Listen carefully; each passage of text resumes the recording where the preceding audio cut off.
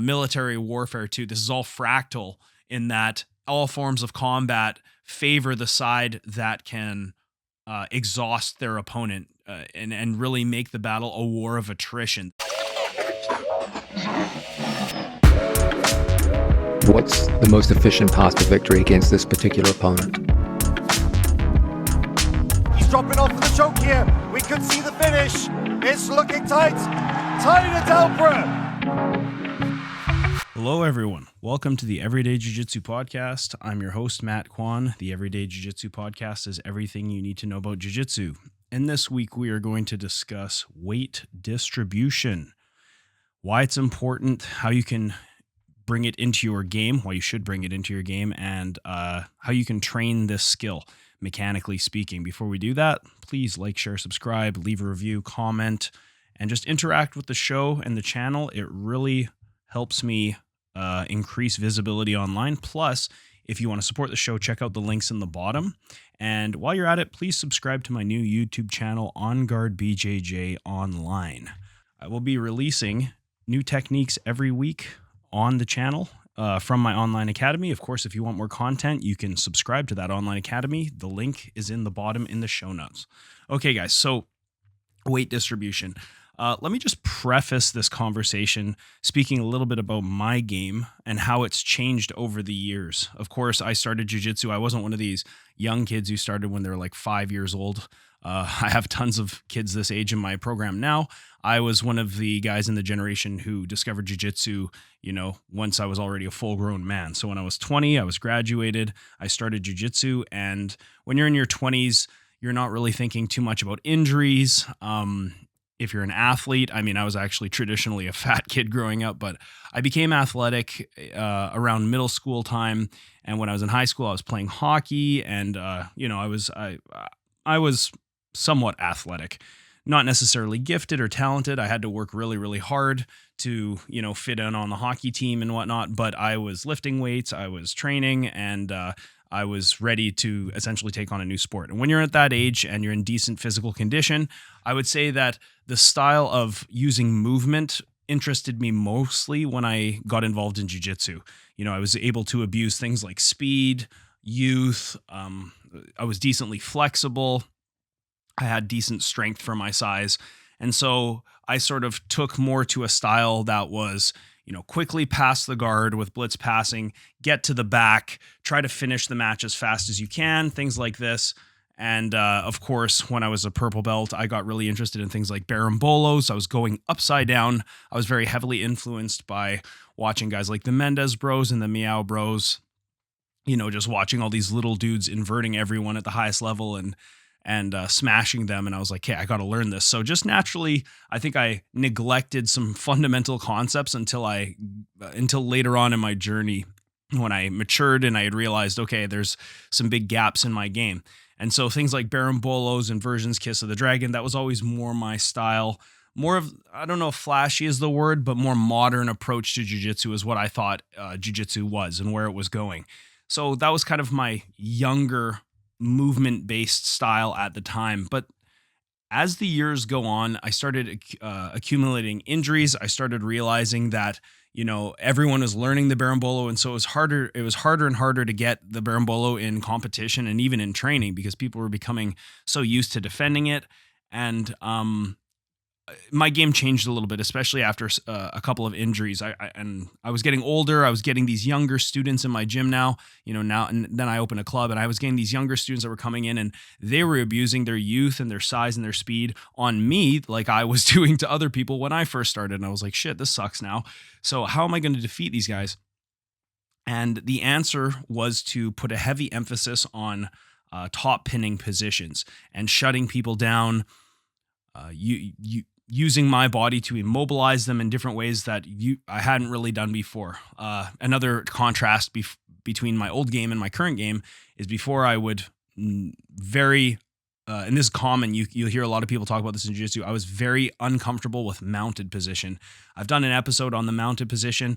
Now mounted position is probably my favorite attacking position. It's just so more demoralizing and exhausting for the person on the bottom. They have to carry your weight. You can cover their face with your body so that they have struggles breathing.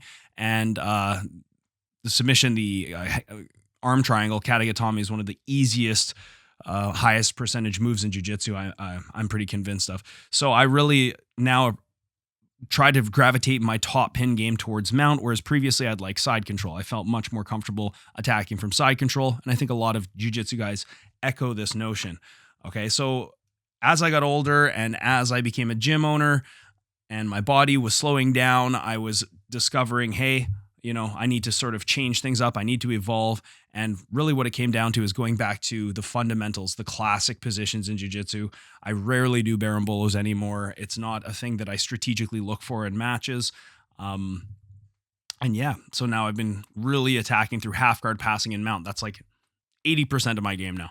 So my inspiration to really put an emphasis on this weight distribution aspect of jiu-jitsu has been Gordon Ryan and John Danaher. I've been watching Gordon in competition go through a similar journey from what I went through, whereas he was primarily a leg locker or some other form of modern jiu-jitsu when he first started. And then as time goes on, people start to learn leg locks. The novelty of this new system wears off. He had to evolve.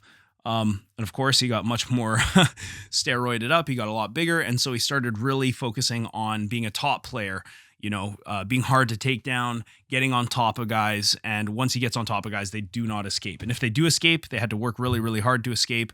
And now they're exhausted and he just breaks them down over time. So this has been a huge inspiration for me to watch guys like Gordon. And of course, Danaher echoes these teachings of being really, really proficient in top pinning positions. If you watch students like GSP or even guys you work closely with like Hodger Gracie, these guys are known for their top pressure.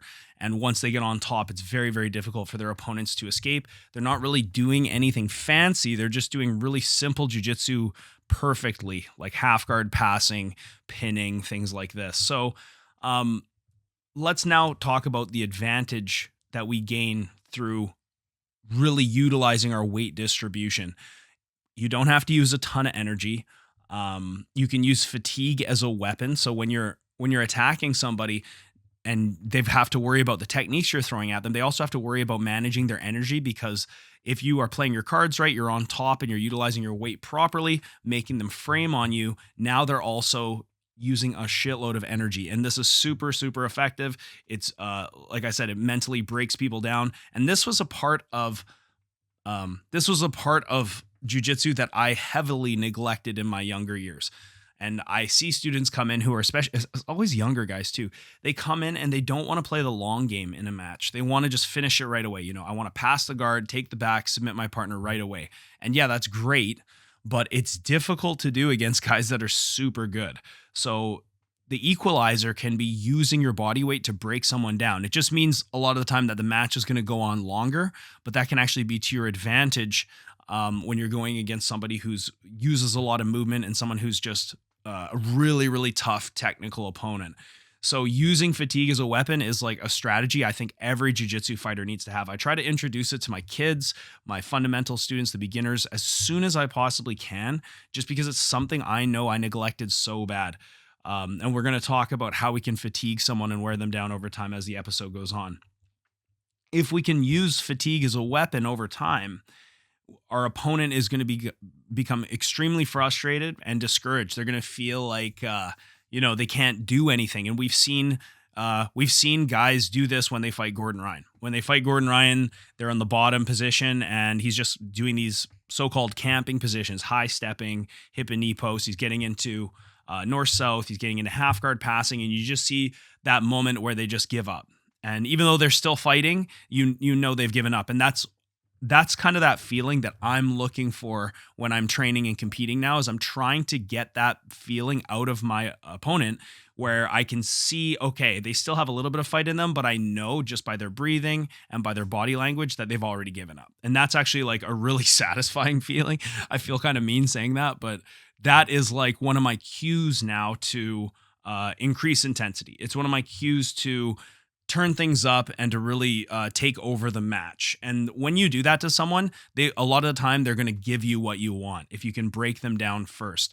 If you don't have that period of the match where you're breaking your opponent down and using your body, your weight distribution to exhaust them, then let's say you do pass their guard, right? Or let's say you do put them in a submission situation, they're going to have more energy to escape. And so it's better to sort of drain that energy bar by exhausting them first. And then all of your techniques usually become a lot higher percentage and they require less energy. So yeah, the only disadvantage of this type of a style of really like playing the long game is that your matches are usually longer. But if you're using low energy and you can really manage the tension in your body and you're not fatiguing yourself, it's actually not really even a bad thing. Okay, you can kind of coast into these victories. And for me, I don't even like having a short, quick match, for a short first match, because the first match I find is the most difficult match. So I actually like more warm up time if I can do it in a controlled, safe way, rather than just get it done, get to the next one. I think a lot of people think, well, I need to go hard. I need to get this match done because I need to save energy for the next match. So I need to I need to rush to finish this match as soon as I can. I'm like, that could work against you. That could be also a way that you would exhaust yourself. I think, you watch some of these high level guys, they're not always in a rush to finish the match right away. And I think some people can get into trouble trying to finish matches as fast as they can.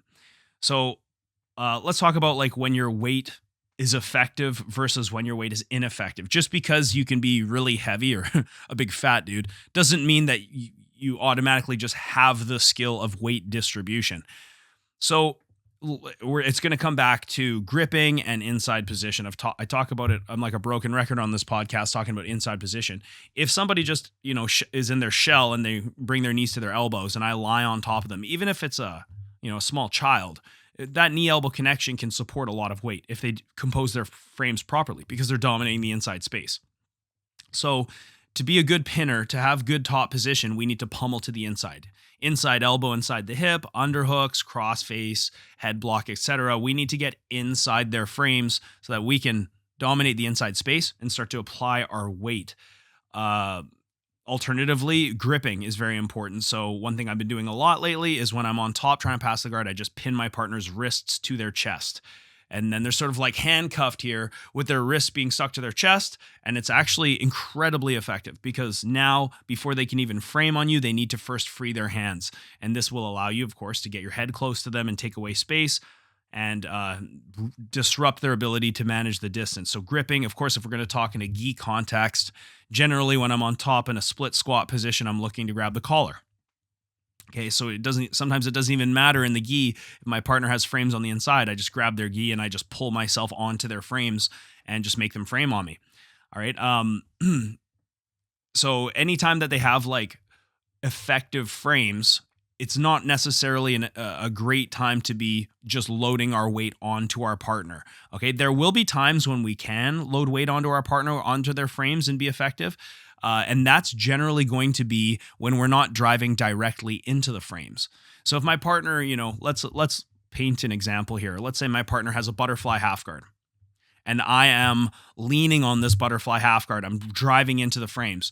This can quickly go against you because their feet are on the inside and you're leaning forward. If you off balance them and if they off balance you and pull you on top of them, now they can enter into ashigarami quite easily.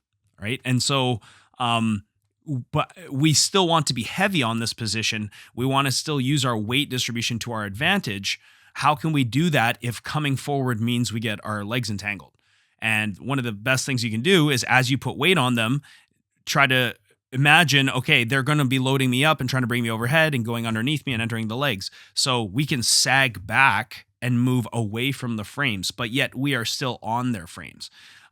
In the case of butterfly half guard, when my partner has two hooks inside, generally what I'm going to do is I'm going to sag to the side and try and collapse their knees and even sag slightly backwards so that any forward off balances get shut down. So I spoke about this type of concept in the Kazushi episode in the section where we're talking about shutting down our opponent's Kazushi. If I move into frames, quite often my opponent is already, first of all, well structured to manage that force vector. And second of all, they can manipulate your weight to come forward and get underneath you. But if I sag on you and I know you want to hit like an elevation into whatever sumigaeshi or to load up into my legs, if I sag backward, it makes it really difficult for my partner to get underneath me. And it's just a small shift in weight. It's not really something that can even be seen by the naked eye. It kind of has to be felt, where I want to pull my partner's knees away from their body rather than loading all my weight forward. And so this is where weight distribution becomes a skill, right? It's not just so much that you are heavy, but that you can sag on your partner in ways that deny them the kazushi they're looking for to initiate, their most predictable technique. So a lot of this is also knowing, what does my opponent want? How can I take it away from them? So yeah, like we'll talk about how we can sort of gamify weight distribution, but one of the biggest things I like to do is just make my opponents frame on me while denying connections and entanglements. So they can't grip me, they can't entangle me or off balance me, but yet I'm right there. That's what I would recommend for you if you're thinking, okay, so what should I be looking for when I'm trying to use my weight against somebody who's framing? Okay, let's talk about camping and backtracking. This is possibly one of the most important things that I've learned in the last couple of years. This is a term that has been made famous. It's been popularized by, again, Danaher, Gordon. We've seen Gordon do it in competition, and this is really kind of changing the way that we look at guard passing. I was sort of convinced throughout the majority of my journey that guard passing is like something we want to do now. Getting points and getting to our finishing positions where we can submit our opponent, we want to get there as soon as possible because points are the goal. We want points. We need them now. Let's go. And so what happens is the top player puts a lot of pressure on themselves to get to these point positions. And if they don't get what they want, but they worked incredibly hard for it, they get discouraged as the guard passer. They start to believe, okay, I can't do anything to this person's guard. I'm having issues achieving my goal of being a guard passer. And so I'm going to start like not wanting to be here. And that's just the wrong mentality for a guard passer.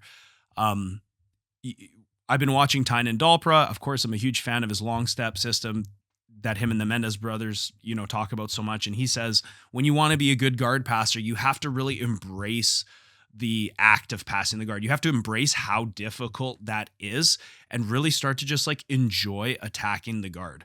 If you're one of these players who only wants to play guard and you never want to come up on top, it's going to be very difficult for you to beat really high level guys, and it's going to be difficult for you to ever pass really good guards. You have to really just throw yourself into really good guards and get used to the struggle that is passing a high level guard. It is true.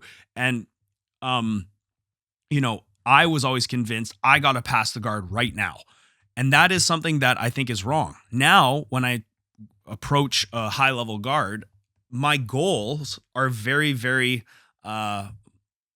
they're not like, oh, I need to get to the end goal, which is side control or mount or whatever. No, it's just lying on somebody's frames and breaking them down and hand fighting them and clubbing at them and posting on their throat and just breaking them down to the point where they don't want to be there, where, they'd rather just stand up because they feel like, okay, I hate being in this position because I can't get my guard moving. And every time I go here, I pay for it. My partner's clubbing me, they're pinning my wrists and they're putting tons of pressure on my frames and I just can't make things work. This is the idea of camping, right? Finding a camping position. What is, we've talked about it on the show before. What is a camping position?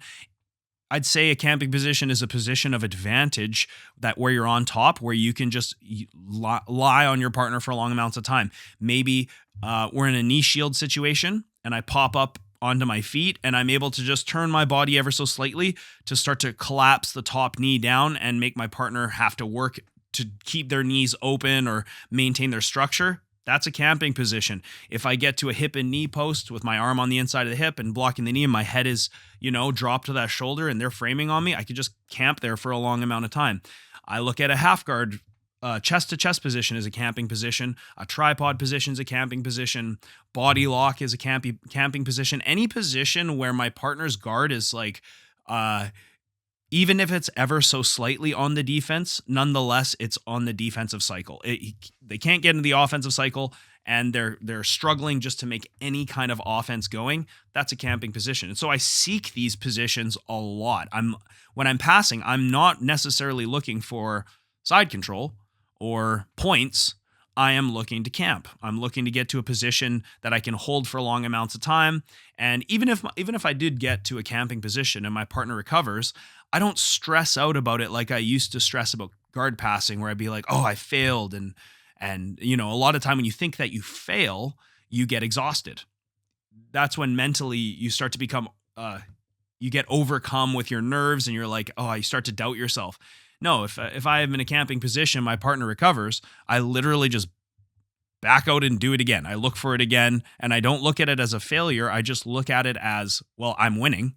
I initiated, I got to a position of advantage, they had to frame on me, and now we're resetting. So that's not a failure to me. That's me on my way to a successful overall goal, which would be like a mount or a scoring position or even a submission. So once I changed my mindset from the end goal, the result of scoring points or the pass or whatever, to just lying on my partner's frames without getting off balance or entangled, my guard passing increased like 25% in effectiveness. And I'm not using tons of energy, which is amazing. I'm not using like all this movement. I'm using a lot of footwork, but it doesn't mean that I'm exhausting myself. I'm just looking for those camping positions and putting pressure on my partner through movement until I can get to a camp. Then I can put my weight on them. And then again, I'm either going to progress to a better passing position, like a chest to chest position, or they're going to recover. And if that happens, that's fine. They had to work hard to recover, and I just go back and do it again. So let's talk about backtracking, because camping and backtracking really do go hand in hand. Backtracking is the idea of, maybe you have a really good position, like a chest to chest position. It could be side control, it could be half guard passing, could be mount, and you feel that your opponent's starting to recover. And this is something that happens to everyone, right? This could explain why I wasn't such a fan of mount position before, because I wouldn't even understand the concept of backtracking. If I hold mount for my dear life, and I'm like, I'm not giving up mount because I worked so fucking hard to get here, and then my partner starts to do their recovery, and I'm holding on to them so tight, and then they start to escape, and then before you know it, he's got his guard back, and he's managed the distance, we're in a neutral cycle. It's like, okay, like, of course I'm going to be discouraged to go to mount. I just lost mount. But if I look at it as, okay, I realize I'm losing the mount or side control or whatever, and I realize my partner's starting to build frames back to the inside, and I just abandon that position for a lesser position, but it's still a position that I can camp from. It's still a position that is advantageous to me. Now my opponent thinks that they have a momentary victory, but then they find themselves in a position that is not really advantageous at all. So a classic example would be, I'm in mount, my opponent on the bottom does a knee elbow escape. I realize they're going to get their guard back. I let them re-elbow escape, but I punch an underhook, and now I backtrack into half guard passing. This is 100% shit that I stole from Gordon. This is what I do every time I roll. It is literally changing how I look at jiu-jitsu, and I think where jiu-jitsu is going is this camping and backtracking type pinning and guard passing system. So you can give up a strong position when you know you're going to lose it in exchange for a lesser position, but yet it's still a position that you can attack from. And once you show your students this, you're going to see them just dominate and just with ease cycle back into backtracking camping positions and then back towards more dominant positions without letting their partner make a full recovery. And again, if I do lose the mount and my partner fully recovers, it's like, okay, that sucks, but I'm not going to get discouraged. I'm just going to go back into seeking camping positions, usually through, loose passing footwork or whatever. And then that will lead me hopefully into like a hip knee post or, high step or a chest to chest or whatever it is. So, using both of these concepts, camping and backtracking, really exhausts the bottom player over time. And again, now being a 36-year-old black belt, my goal is just to exhaust and frustrate people. Like I I don't care. I'm probably going to hear some flack about this. You know, guys like Gordon and Miragali, they're always boasting their submission rate. Oh, I get this many submissions, and jiu-jitsu is all about, you know, getting a submission. It's true. Like, in a perfect world, we would be submitting people every time and in a timely manner. But the reality is you're just not going to win high level matches submitting every time. And so I've shifted my focus. For me, a submission is kind of like a bonus now, you know. Like I used to have a very submission oriented game. It was all about getting submissions, but in high level competition, that really cost me a lot. I would lack a lot of positional strategy because I'm looking for submissions constantly. So I think that is a very important skill, to always look for submissions. But I also think that playing the long game and exhausting people helps you better achieve those submission positions when you get to them. So using that exhaustion will definitely increase your submission rate, but you will also notice you're not necessarily catching your partner. It's not about catching. It's about wearing them down over time and making them frame on you for long periods of time. Just remember that an exhausted opponent will always be easier to deal with when you're talking about pinning, submitting them, isolating limbs, etc. Okay, is weight distribution just for fat old dudes? No. I teach kids how to use their weight because it's so important when they get on top that they can stay on top, or even if they lose the pin, that they can backtrack into a camping position. When you start teaching your youngest students about these concepts, you start to see them really dominate the bottom player. And another thing that happens in these kids' classes, we're talking like 5-6-year-olds, you also see that these kids on the bottom, when they're dealing with this type of pressure, it actually it really lights a fire under their ass, because they're like, I don't want to be pinned on the bottom position because I know how bad that is. Because the person on top has been taught, you know, how to apply a strong crossface, how to apply chest to chest pressure without falling off, without getting bridged off. When you start doing that, the bottom player realizes how bad the consequence of being on the bottom is, and they try harder, which is always great when you're working with kids.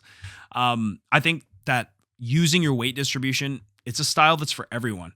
And it's regardless of, you know, if you're a man, a woman, a child, fat, skinny, you don't have to be a big fat dude to do it. There's a skill to it, and it's not just exclusive for one type of person or gender.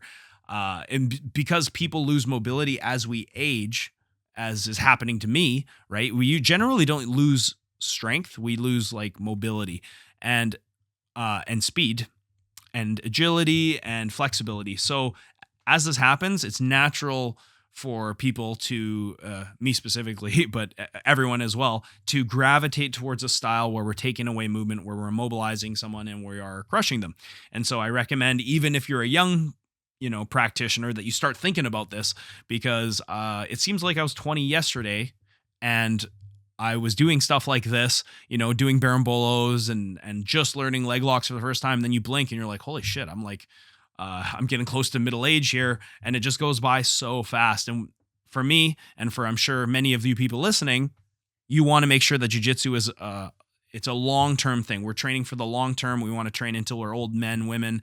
And we're not just doing this, you know, to win titles in our 20s. We want to do this for life. We enjoy it. It's a sustainable form of exercise. And, you know, we've met a lot of friends along the way, and we want to train with them and keep those relationships open for many years to come, for decades to come. And so it's important that we do have a style that we can use that will be sustainable in those later years. But as we're seeing, it's incredibly effective at the younger years as well, especially against people with very movement-based games. So regardless of age, using exhaustion as a weapon is universal in not just all grappling sports, but in all forms of combat, really. Like even in striking, you know, you can wear your opponent down by not trying to land those knockout blows in the first round, but just over as the rounds progress, you're peppering your opponent and exhausting them. This is the same thing for military warfare too. This is all fractal in that all forms of combat favor the side that can exhaust their opponent and really make the battle a war of attrition. This is one of the best ways to win any kind of a fight, match, or battle. So let's talk about how you can develop weight distribution. Maybe the most important part of the episode.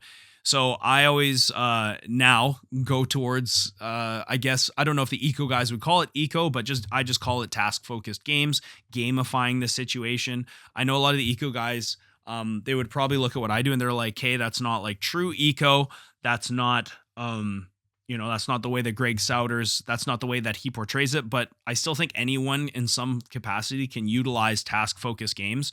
And even if it isn't what the pure ecological approach guys would call eco, it's undoubtedly still beneficial. So creating games from top positions like half guard, mount, 3/4 mount, side control, even positions like deep half guard where you're kind of in a precarious position on top and you're looking to get to camping positions and pass.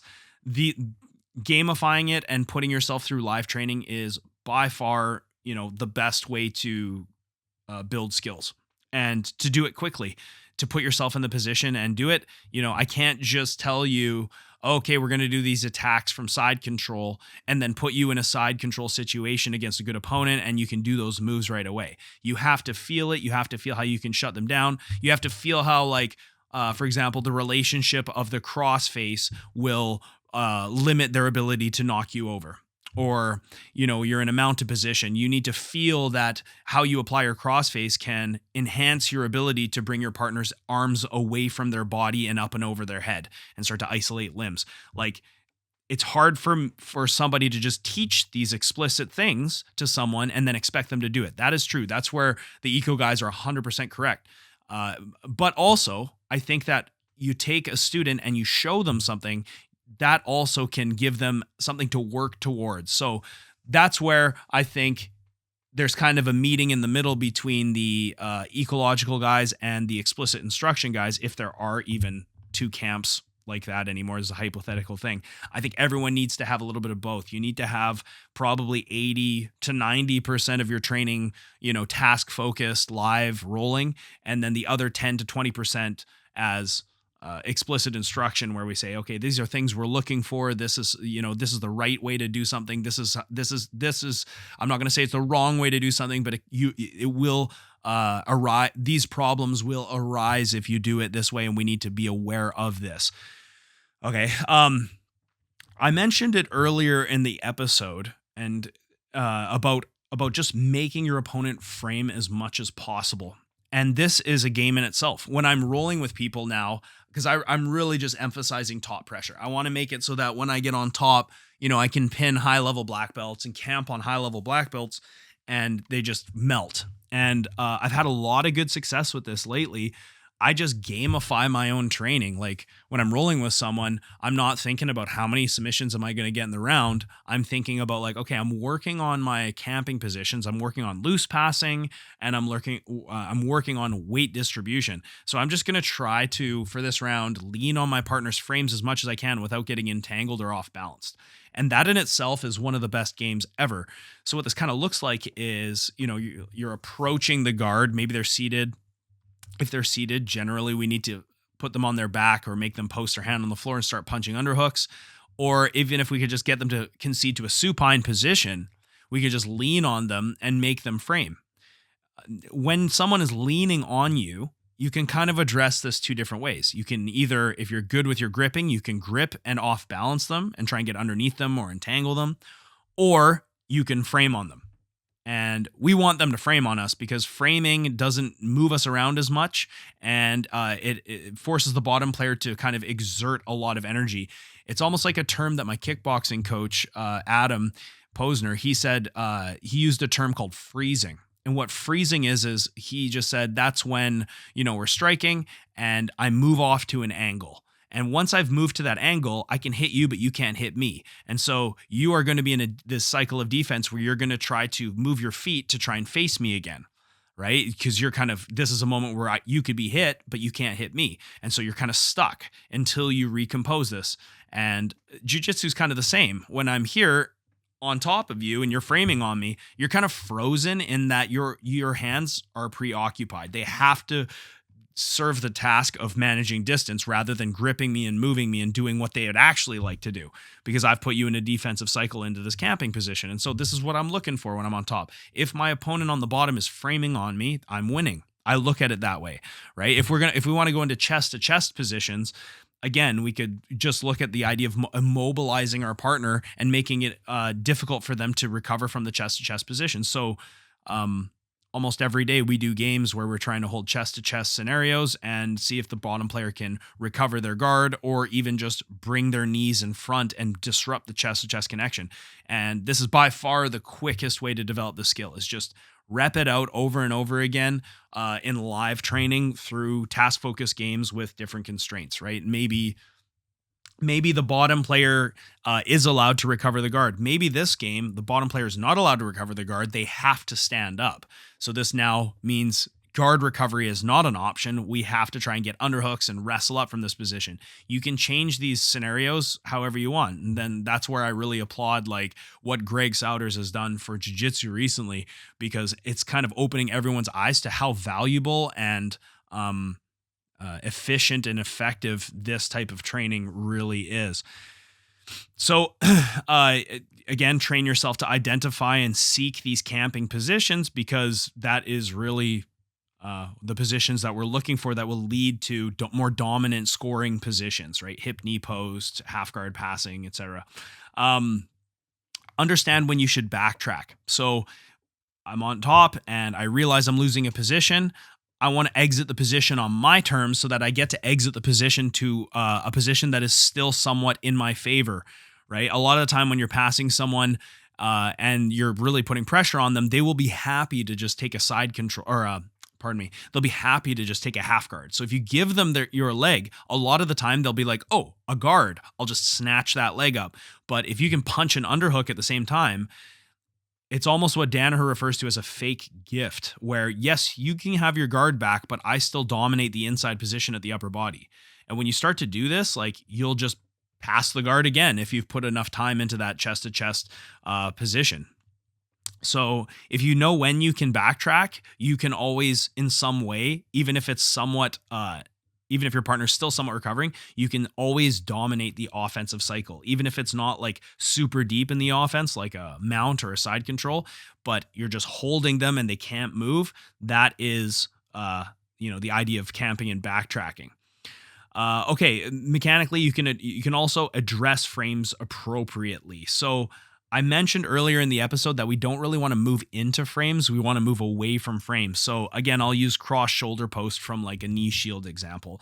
If I just lean on the cross shoulder post and just put all my weight on it, usually a pretty talented opponent can just hold me there and just frame on me.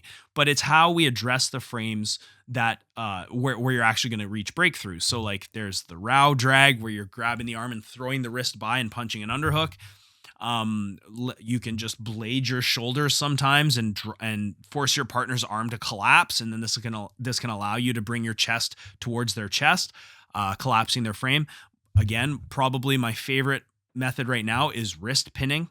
So if they're cross shoulder posting, I just posture up and I just grab their wrist and just stuff it into their chest, and then my other hand I just take it and throat post them, which looks really mean, but holy shit, it's effective. And then I just drop my head on them and I hold.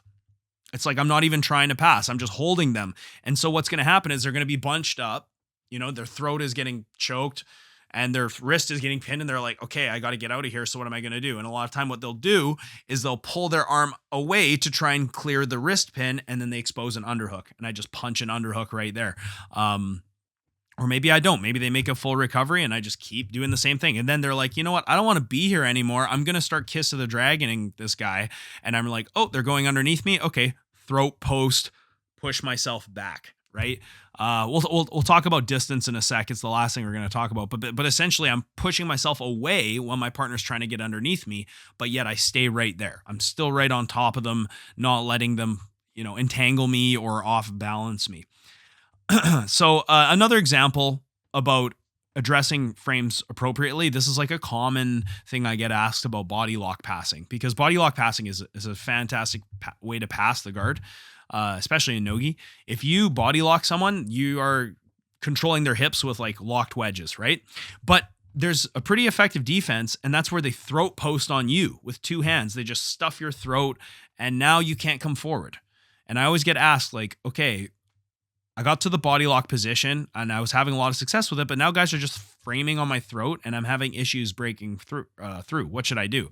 I always say, like, don't move into those frames because you're just choking yourself, right? Instead, start moving sideways and start collapsing their knees together so you can achieve like a side body lock or a folder pass situation, like a smash pass. Now that their knees are collapsed together, that's like one of my favorite camping positions, right? And then what they have to do is they can't even think about being offensive. Their only goal is now to remanage the distance, but you're just holding, right? And then from there, you can switch your head and make those frames on your throat be pretty ineffective. So instead of driving right into the frames, move laterally, crush the hips, kill the hips, and then look to progress forward, however that looks like. You're still fighting for inside position, whatever. So not moving into frames, but away from frames, but yet still keeping good contact is like, or even addressing frames by blading your body to wipe them off or to pin wrists to the body. Like, these are all my favorite ways to appropriately address frames. So also, I mentioned earlier about prioritizing staying on top and shutting down your opponent's offense rather than prioritizing point scoring positions and submissions. If we make the goal to get points, we're going to be pretty upset when we don't get points. But if we just make our goal to lie on our partner and shut them down with our body weight and not get entangled and not let them work offense, you're just going to start seeing them melt. And if anything, that'll give you confidence rather than discourage you from, getting your points or submissions. And then I find that those points and those submission positions just come because your opponent is already so worn down over time.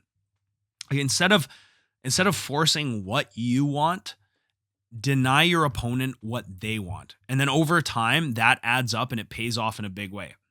The last thing we'll talk about is just understanding distance, right? So let's say we're using our weight to start crushing through the guard, right?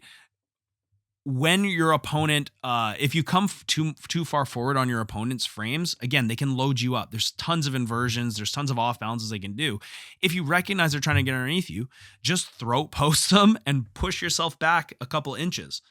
And it's kind of like at the beginning of the episode when I talked about like approaching a butterfly half and they're trying to load you into ashi. Just sag back. Don't give them that forward energy where they can now load you up, right? Like, so much of shutting down ashigarami entries from butterfly guard is sagging back and making your partner not be able to bring their knees to their chest effectively, right? And then you're usually looking to body lock. You're looking to punch an underhook. You're looking to pummel a leg inside their butterfly hooks and split their legs. Like, this is kind of what I do against a butterfly guard. And the only way you're going to be able to do this without getting entangled and attacked is by managing the distance, by sagging back and not coming too far forward. Like, you're almost backing away, but it's very hard to see from the naked eye because it doesn't look like I'm running back and giving you ample space to reset. I'm not letting you reset. I'm just not giving you forward energy. I'm sagging back. I'll also mention this. There is a cool judo technique that I've been using. At least I learned it through judo. I learned it from watching Travis Stevens. Is he talks about like this is just unrelated to that topic. Let's say you have a side control position and you want to increase your pressure on your partner. One thing you can do is you can make your chest very, very proud and stick your chest and your abdomen out while pinching your shoulder blades together. And what this does is it kind of rounds your body in such a way that your chest and your core is protruding. And when you do this, you can drop some serious pressure on the bottom player. Of course, there's tons of things that go along with this. Like, I don't want to have my knees always off the floor because then my partner has room to do knee elbow escapes. Like, I still need wedges in place to immobilize my partner, but just by changing my posture, by just changing the position of my spine and like creating tension in my core, you can actually like disrupt your partner's breathing by putting pressure down on their abdomen and their diaphragm. And this is, again, another way that we can exhaust our partner's energy from the top position just by using our weight distribution. Anyways, that's pretty much all I had to talk about, you guys. I would also recommend a guy that I don't really study personally, but a lot of people emphasize this guy as like one of the top guys in the discussion is Henry Akins. I'm pretty sure he has an instructional on weight distribution, and yeah, I think it's probably worth checking out. He's probably got some cool tricks. I know my buddy Josh McKinney from Head Nod, he talks about how he trained with Henry Akins, and he was showing him some really cool stuff about weight distribution.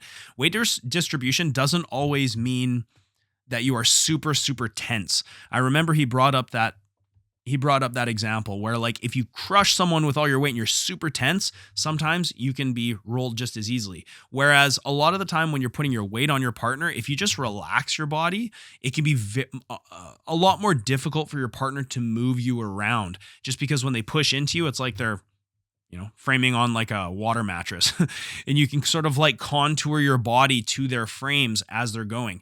Like limp dead weight can be a lot heavier than tense weight. That's why when you I've never picked up a dead body before, but the old cliche is trying to move a dead body as opposed to picking up someone who's alive and has tension running through their body. The dead body would be a lot harder to move, so I'm told. Okay, so that's my discussion on weight distribution. I also wanted to mention this. I wasn't even planning on talking about this, but it just happened yesterday. So I recorded this on the 17th. Okay. And this happened over the past weekend. And I thought it should get an honorable mention just to discuss some current events that are going on in Jiu-Jitsu. Obviously, the CJI thing is going on, and that's very entertaining. And I have an episode where I spoke with Ben Dyson about it, whether or not it's good or bad for the sport. You should check it out. And I'm mixed on the topic, but something interesting happened at the ADCC Dallas Open, I believe. I had friends who were there at that competition from Vancouver competing, and there was a fight. None of my friends were involved. Kieran Kachuk from B Team, he's a Canadian kid, fantastic jiu-jitsu competitor. Like, I love watching him. He's an absolute killer. I love his instructionals. I've watched a couple of them. He's a very intelligent grappler, but man, he made a fucking stupid choice. He ran up and sucker punched a guy, and I don't know if I should even be talking about it on the show, but it was interesting, and people are talking about it, and he is one of the top 170-pound guys in the world, so I figured it's worth a discussion. This is a guy who got I'm pretty sure he got silver at Nogi Worlds, silver at Nogi Pans, I'm pretty sure. He's won some big titles. He's very, very good. If you follow competitive jiu-jitsu, Kieran Kachuk. And I'll just talk about the situation for a sec. His B Team teammate who he was coaching was on top of this guy as the match was ending. The guy who was on top was from B Team, and he was actually losing the match. And the guy underneath was just kind of hanging on, I guess. I don't know. I only saw the last couple seconds of the match. And the match ends, and I guess the guy on the bottom wins. And then the guy from B Team stands up, and he just 2 feet just stomps on the guy's back and walks off, which is incredibly disrespectful. Like, I don't like to be disrespectful in my matches usually, unless the guy is slapping me or giving me disrespect. But that's kind of a shitty thing to do, right? And so the guy gets up and, appropriately, he is upset and he goes to confront the guy. And Kieran just comes out of nowhere and just sucker punches him and knocks him down. He didn't knock him out. The guy seemed fine. He got up right away and he started chasing Kieran, I think. And then I from what I heard, Kieran ran and tried to escape. And then the cops actually arrested him and took him away. This is the story that I know. I could be wrong. And then, of course, Mo Jasm, who is running ADCC, he obviously is not really in tight with the B Team right now just because of everything that's going on with CJI. And so he's kind of got an axe to grind against those guys. And so he puts out a story that says, oh, this is to the further, we're going to, the guy wants to press charges against this guy. And we're going to, he even said, I'm going to pay for the dream team of lawyers. And we're going to, I don't even think that's how it works. I don't even know how the lawyers works. I'm pretty sure the state hires the prosecutors, but I don't know. And he says, we have the, I'm going to make sure that this person is charged to the fullest extent of the law. And he really wants to make an example out of Kieran. And to be honest, with the CJI guys, the B team, essentially, Craig Jones and the B team guys, like, trying to destroy ADCC. Really, like, let's call it what it is. That's kind of what's happening. They're trying to, like, ruin that tournament, having it on the same day. I mean, he's kind of got an axe to grind against these guys, and I guess rightfully so, especially when people are getting into fist fights at his tournaments. And if he doesn't do something, it kind of sets a precedent for, like, okay, there will be no repercussions if you get into fist fights over little shit at my tournaments. So he does have every motivation, I got to admit, to go after Kieran. It's a sad thing. I've spoken with Kieran before at tournaments, and you know, I would love to train with him. He, like I said, he's Canadian. He's very high level. Spends a lot of time out of the year at the B team training with those guys, and he does quite well at the highest level. But, like, to make that decision to go, you know, your teammate is the aggressor. I didn't see what happened earlier in the match either. I don't know if there was jarring going on, or, you know, if there was shit talk, maybe the other guy was being an asshole. I don't know. But the guy from B team lost the match. He gets up and he stomps the guy's back, which is, like, really rude, really disrespectful. The guy gets upset, and then Kieran, in the video, it's on tape in multiple angles, rips his shirt off and runs over and charges this guy and suckers him, like sucker punches him. He's not looking, turns around, boom, punch right in the face, falls over, and all hell breaks loose. And this could go so wrong, right? Like that. I just wanted to bring it up because, man, I know people who have had their lives changed from being sucker punched, right? There was the whole knockout game thing where people were walking down the street, sucker punching each other, and like, you can kill someone that way. You can kill someone that way. You can absolutely brain damage someone that way. If they hit their head, you can murder someone. You know, your life can change in the blink of an eye. It's absolutely fucking crazy. Like, the things that we do when we're young, we don't think about the consequences. But if you think about the ramifications for this, and I hope I'm wrong, because I want to see Kieran compete at the highest level. I believe that he has the abilities to compete at the highest level in these tournaments.